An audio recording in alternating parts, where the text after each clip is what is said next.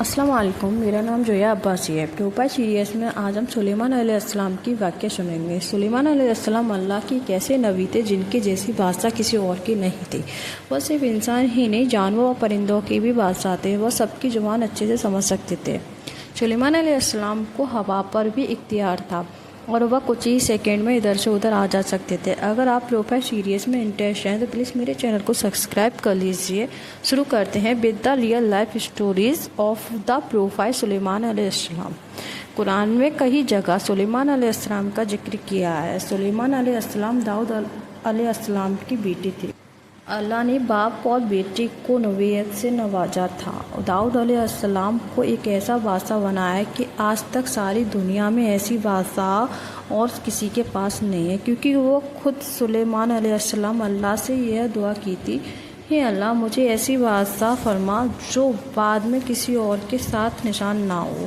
پھر اللہ نے ایک ہوا کو سلیمان علیہ السلام کو کنٹرول میں دے دیا۔ سلیمان علیہ السلام جہاں چاہتے وہاں ہوا نرمی سے پہنچا دیا کرتی تھی۔ مہینوں کا سفر سلیمان علیہ السلام منٹوں میں طے کر لیا کرتے تھے، اور اللہ نے سلیمان علیہ السلام کو جنوں پر کنٹرول دے دیا۔ جن سلیمان علیہ السلام کے حکم سے بلند عمارتیں تعمیر کرتے تھے۔ دریا میں غوطہ لگا کر وہ ہیرے جواہرات اور موتی وغیرہ نکالتے تھے جو عام انسان کی طاقت سے زیادہ ہوتا تھا۔ سلیمان علیہ السلام وہ جنوں سے ہی کروا لیا کرتے تھے۔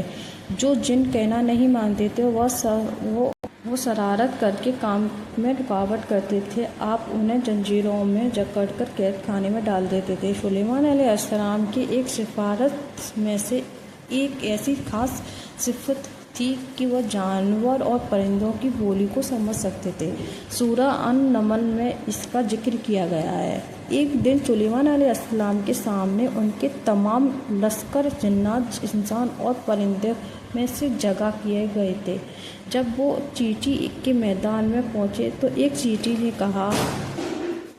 نے کہا ہٹو، اپنے اپنے گھروں میں گھس جاؤ، ایسا نہیں بے خبری میں سلیمان علیہ السلام کا لشکر تمہیں رون ڈالے گا۔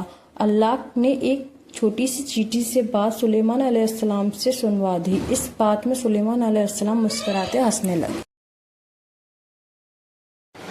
اور کہنے لگے، پروردگار تو مجھے طمئن دے، میں نعمتوں کا شکر ادا کروں جو تو نے انعام کیے ہیں، اور میں ایسے نیک عمل کرتا رہوں جس سے تو خوش رہے، اور مجھے اپنی رحمتوں سے نیک بندوں میں شامل فرما دے۔